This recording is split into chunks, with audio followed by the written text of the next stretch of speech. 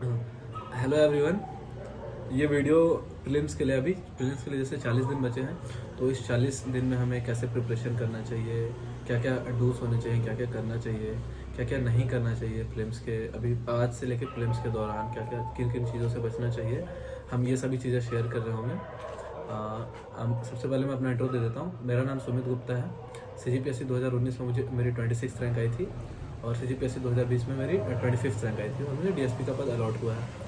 तो ये वीडियो दरअसल 4 स्टेज में चलेगा कि 40 दिन में कैसे प्रीलिम्स हम प्रिपेयर करें और किन किन बातों का ध्यान रखें। सबसे पहले कि प्रीलिम्स इतना इंपॉर्टेंट क्यों है, फिर दूसरा होना चाहिए कि स्ट्रेटजी, मेरी क्या स्ट्रेटजी रही थी इस एग्ज़ाम को लेकर प्रीलिम्स, चूँकि मैंने ये 3 बार दिया है, जिसमें 2 बार मुझे मेरा एग्ज़ाम ये क्रैक हुआ है और 1 बार मेरा प्रीलिम्स नहीं निकला था सबसे पहले अटैम्प्ट में। तो मैं वो शेयर कर रहा हूँ कि क्यों नहीं हुआ था और क्या क्या करना चाहिए और क्या मैंने इम्प्रूव किया।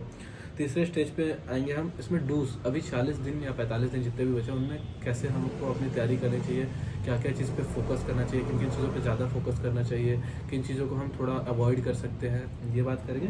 और चौथे पे डोंट्स, कि क्या नहीं करना चाहिए, किन किन चीज़ों से बचना चाहिए, अभी के टाइम पे नए सोर्स नहीं लेने चाहिए, ऐसी कुछ चीज़ों से बात करेंगे।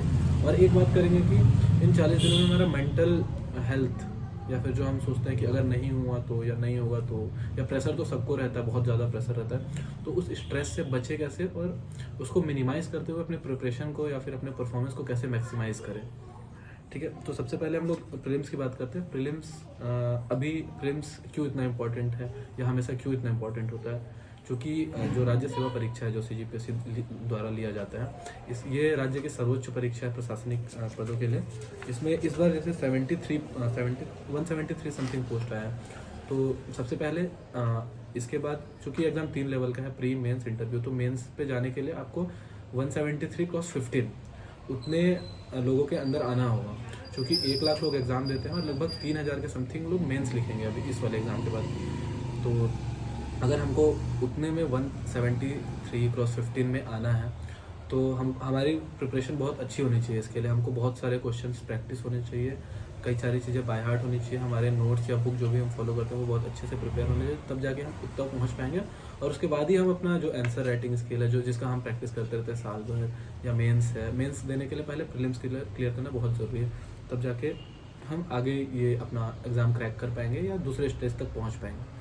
तो प्रीलिम्स इसलिए बहुत ज़्यादा इंपॉर्टेंट है, क्योंकि और प्रीलिम्स में ऐसा भी है क्योंकि जो इसका एज गैप है 21 से 45 तक सब देते हैं, तो काफ़ी ज़्यादा कंपटीशन होता है, इसमें सबसे ज़्यादा कंपटीशन होता है। तो उसके लिए भी प्रीलिम्स को थोड़ा एक स्ट्रेटेजिक वे से हमको प्रिपेयर करके कुछ चीज़ों से बचते हुए अपना प्रिपरेशन करना चाहिए। मैं अपना मैं अपनी स्ट्रेटजी बताता हूँ सेकंड लेवल पे जाके। तो मैंने 3 प्रीलिम्स दिया है।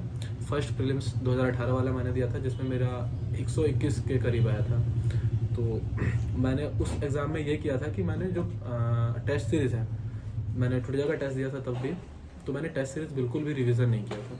मैंने टेस्ट सीरीज़ अटैम्प्ट किया और मैं छोड़ दिया था कि यार इतना इजी क्यों आएगा पेपर में, और पेपर में बहुत इजी क्वेश्चन आए थे, तो मैंने वो प्रैक्टिस नहीं किए थे, तो मुझे क्वेश्चन याद नहीं आ रहे थे। और फिर तब ऐसा चल रहा था कि जैसे कट ऑफ देख के उससे पहले 75 या 80s के रेंज में कट ऑफ किया था, तो उसकी वजह से भी क्वेश्चन कम अटैम्प्ट करने का ये मार्केट ट्रेंड से बचना है हमको, कि कट ऑफ कम जाएगा या कट ऑफ कितना जाएगा, हमको कट ऑफ की चिंता नहीं करनी है और पढ़ते जाना है कॉन्स्टेंटली।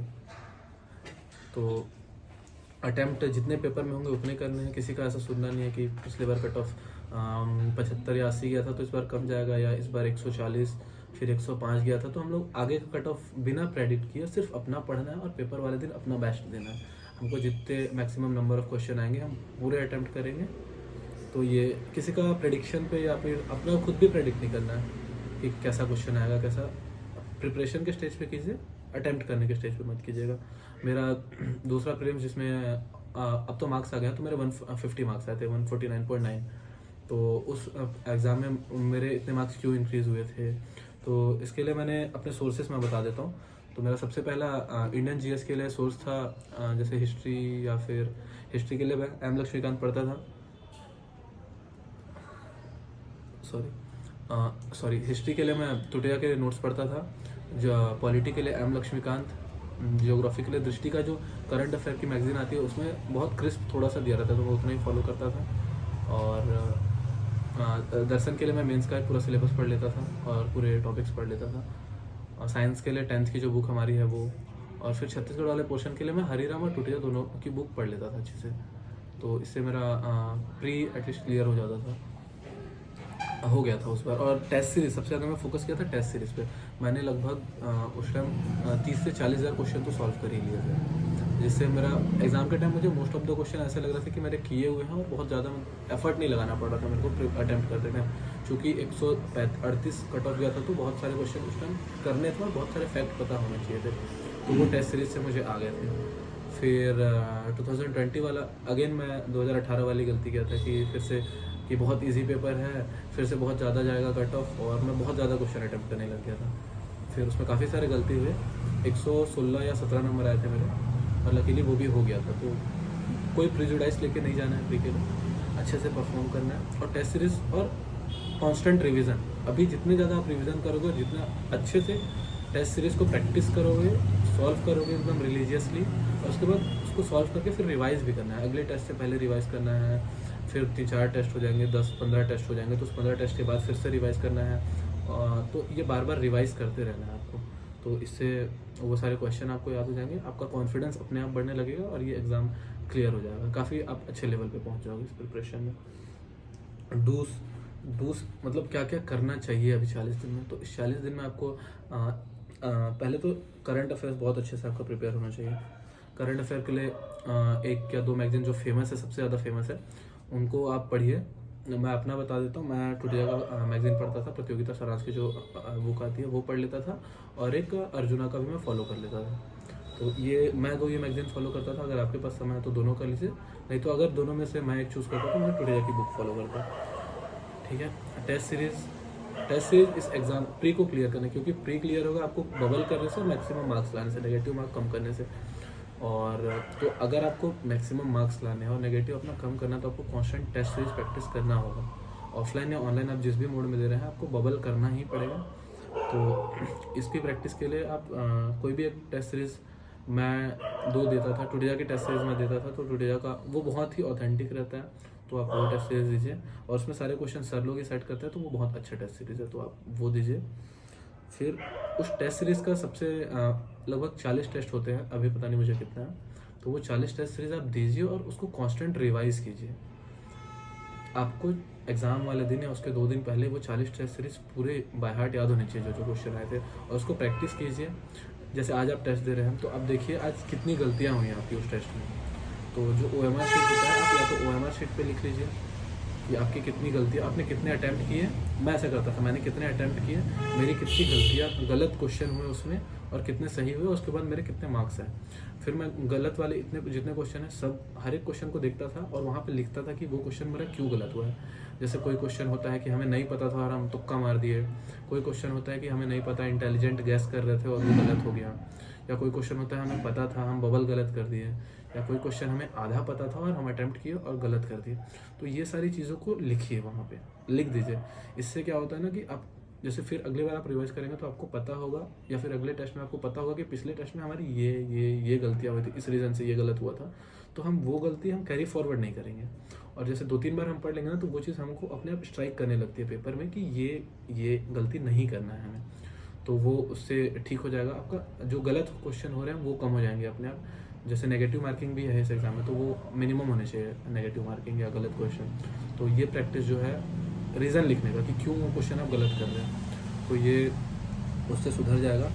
और जो आपके नोट्स हैं या जो बुक है, नोट्स के लिए बहुत अगर क्रिस्प नोट है तो ठीक है, नहीं तो बहुत बड़े बड़े नोट्स है तो बुक्स ही पढ़ लीजिए, या जो आपको अच्छा लग रहा है उसके लिए एक ऑथेंटिक सोर्स फॉलो कीजिए, बस उसी को फॉलो कीजिए। अब कोई चेंज नहीं करना है।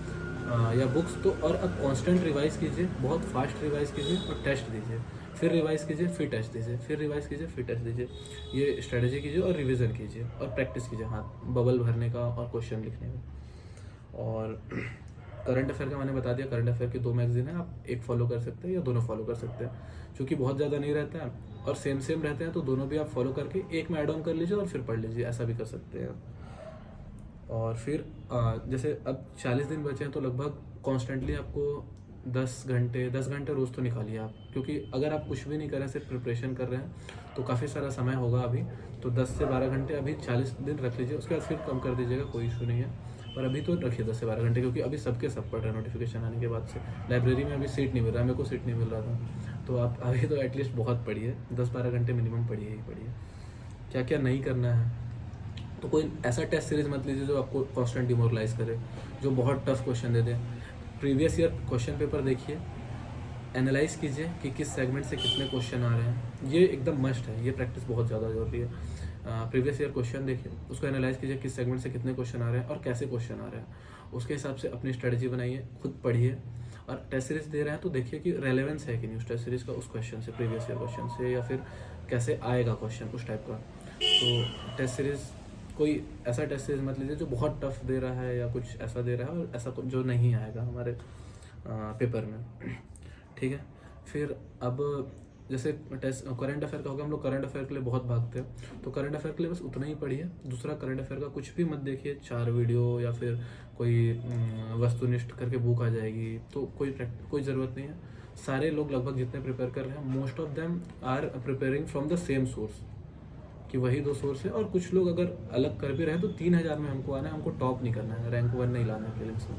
प्रीलिम्स जस्ट क्लियर करना है ताकि मेंस देने मिल जाए हम लोग को, और मेंस में आप फोकस करके मेंस में लाइए रैंक पर, उसके लिए पढ़िए जितना पढ़ सकते हैं। तो कोई ज़्यादा करंट अफेयर नहीं, और करंट अफेयर के पीछे बहुत ज़्यादा नहीं भागना है। इसके बाद टेस्ट सीरीज़ का मैंने बता दिया है, नए सोर्स कोई भी नहीं लेने हैं, जीएस के स्तर पे भी कोई नए सोर्स नहीं लेने हैं। और हाँ, इस टाइम पे क्या ना प्रेशर आ रहा होगा हम लोग के ऊपर कि ये नहीं हुआ है यार, वो नहीं हुआ है, नहीं होगा तो हम क्या करेंगे, इतने साल से पढ़ रहे हैं। तो पहली बात, अगर ये आप खुद सोच रहे हैं तो ये सोचना बंद कर दीजिए। ये प्रेशर आएगा, थोड़ा बहुत लीजिए, पर पढ़ते रहिए, क्योंकि अभी प्रेशर तो आना नॉर्मल है, सब हम लोग इतना अनसर्टेन एग्जाम है तो प्रेशर तो आएगा, तो नॉर्मल रहिए, पढ़ाई पे फोकस कीजिए। हाँ, अगर कोई और दे रहा है हमको ये सारी चीज़ें, ऐसा कोई दोस्त हो गया, पैसिमिस्ट टाइप के लोग जो निराशावादी हैं, तो उनसे ये सब मत लीजिए, उनसे कट हो जाइए 40-45 दिन के लिए। किसी भी निराशावादी आदमी जो ऐसा आपके सामने बोल रहा है कि यार इतना टफ है, या कुछ भी नेगेटिव बोल रहा है इस एग्जाम को लेकर, तो आप उससे बात मत कीजिए कुछ दिन तक, उससे दूर रहिए। और ठीक है, और बस कॉन्फिडेंस रहिए कि हो जाएगा आराम से। और पेपर से पहले कोई पूर्वाग्रह लेके मत जाइए, और अच्छे से प्रिपेयर कीजिए, हो जाएगा ये एग्ज़ाम। चलिए, थैंक यू।